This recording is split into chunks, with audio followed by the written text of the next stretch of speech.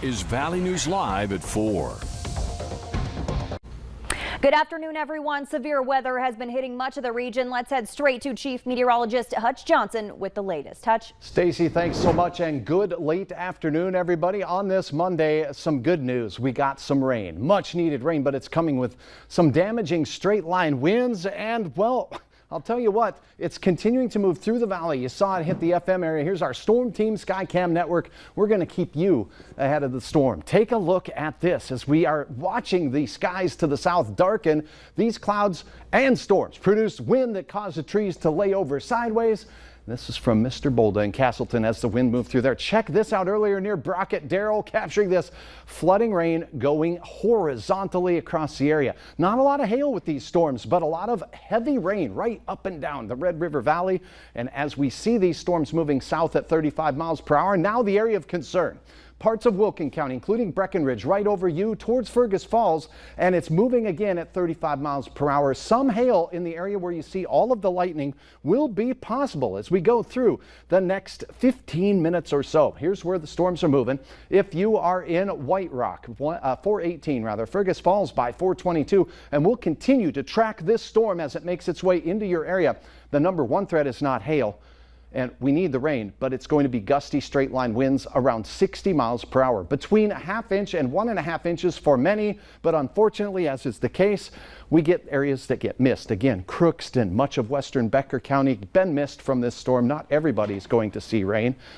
Stacy, coming up here in a bit, we'll tell you how much longer these storms will last, when we'll see more rain. And we do have to talk about heat and smoke once again. A lot going on today. Yes. Thanks, Hutch. New for you at 4, police say there's a bank robber on the loose in Richland County. That happened in Wyndmere this morning just before 11. Police say the woman came into Lincoln State Bank with her face covered, demanding money. She left in a beige GMC or Chevrolet pickup with a topper. Now, there were 2 employees in the bank at the time. No one was hurt. 2 girls are back home safe after being kidnapped in Marshall County, thanks to a bystander's quick thinking. But questions still linger after the man arrested for the crime says he found them on Snapchat. Police say Julio Clausen took the 12 and 14-year-old girls from a park in Stephen, Minnesota on July 10th, just before 5 a.m. The girls say they were familiar with Clausen because he reached out to them over Snapchat. He was eventually arrested after someone recognized the car and followed it while on the phone with police. The girls weren't in the car at the time. Police say they were not hurt. The Canadian border is back open for business for vaccinated Americans, that is. After nearly 16 months, the land border is reopening for non-essential travel on August 9th. Americans 12 and older will have to show proof that they were vaccinated at least 2 weeks prior to traveling. No COVID vaccine is approved yet for kids 12 and younger, so they're exempt from the vaccine requirement. President Biden says the American economy is getting stronger every day, but he says it could be better if Congress would pass his legislative priorities. Skylar Henry has details from the White House.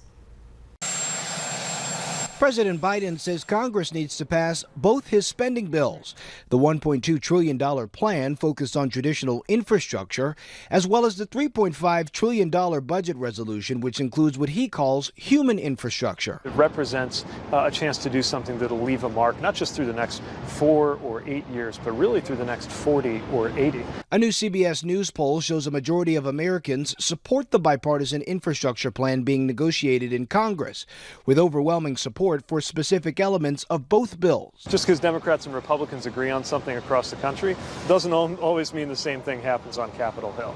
The White House worked through the weekend with the bipartisan group of senators writing the infrastructure bill. Senate Majority Leader Chuck Schumer says he wants a vote by Wednesday to begin debate on the legislation. Start debate on what? You know, we don't have a product yet, and we won't have a product until we can finish the negotiations properly. Republicans say they're still working to figure out how to pay for the infrastructure bill. But they add that the president's $3.5 trillion budget resolution is making things harder. We've offered pay-fors, Republicans have, good faith pay-fors that both sides agree that are good. And we offer them, and the White House takes them and says, no, we want them. We want them for our $3.5 trillion. Democrats can pass the budget resolution without Republican support using a Senate tool known as reconciliation. But as of today, not every Democrat is on board with the proposal. Skylar Henry, CBS News, the White House. Now, West Virginia Senator Joe Manchin says he wants to look over the details of the $3.5 trillion budget resolution before deciding whether he'll support it. Some Republicans are hinting at leaving Washington to block a quorum if Democrats try to pass the budget resolution without their support. A historic space flight is set for tomorrow morning. The richest man in the world will briefly become the richest man in space, thanks to his company, Blue Origin. Jeff Bezos will be joined by his brother Mark, as well as Dutch teenager Oliver Damon and 82-year-old Mary Funk. Those two who will become the youngest and oldest people in space. The plan is to launch from West Texas tomorrow, travel to the edge of space, float in microgravity for a few minutes, and return safely. A U.S. Olympic gymnast is the latest person to test positive for COVID-19 after officials reported at least 10 new cases connected to the games. Kara Eaker joins tennis star Coco Gauff and point guard Bradley Beal as the latest from Team USA to be put under COVID safety protocols. Two South African soccer players also tested positive for COVID, the first cases of athlete infections at the Olympic Village, where Olympics officials said there is zero chance of the games triggering a super spreader event. But most Japanese people aren't buying it. Two separate news polls over the weekend showed an overwhelming majority of residents are skeptical that the games can be held safely. A major sponsor, Toyota, has pulled its Olympics advertising and Japanese TV and said its president won't attend the opening ceremony. You can walk in and get your COVID vaccine in Fargo tomorrow. No appointment necessary. Fargo Cass Public Health is holding a walk-in clinic from noon to 6 p.m. They'll have all 3 vaccines available, including the Pfizer shot, which is the only one approved for children as young as 12. The clinic will take place at the health department, located at 1240 25th Street South. There are also several opportunities to get the vaccine in Grand Forks this week. The mobile vaccine center is popping up all over the county with multiple clinics each day. We have a list of those plus links to pre-register right on our website, valleynewslive.com. Just click on this story. And if you're looking for even more places to get the vaccine, use our VNL vaccine tracker. That's on the homepage of our website, or you can open your phone camera and point it at the QR code on your screen, then tap the link that pops up. A busy stretch of I-94 in West Fargo is about to get even busier. The DOT is working on replacing an overhead beam at the Raymond interchange that was hit by a semi last year. Starting tomorrow, westbound traffic will be reduced to 1 lane and will use the exit and entrance ramps to go around the bridge. That detour will be in place from 9 a.m. to 4 p.m. No word on how long the project will take. And if you use Main Avenue to travel between Moorhead and downtown Fargo, you'll want to listen up. Main Avenue is reduced to a single lane both ways between 2nd Street and 4th Street while crews work on the sewer system. That road is expected to be fully reopened tomorrow. Fargo is joining 11 other cities across the country to host Navy Week. A Navy band played at the POW MIA Plaza in West Fargo earlier today, and sailors from the USS North Dakota spent this morning reading to children at Rendezvous Park. The sailors will host a kickoff event for Navy Week at 6 tonight at the City Council chambers, and they'll wrap up the day at the Red Hawks game where they're performing the national anthem. The Navy matters. The Navy matters to the area, the Navy matters to the state and to national security, matters to commerce. But it doesn't just matter for national security. It also matters to, for relationship building and community partnership.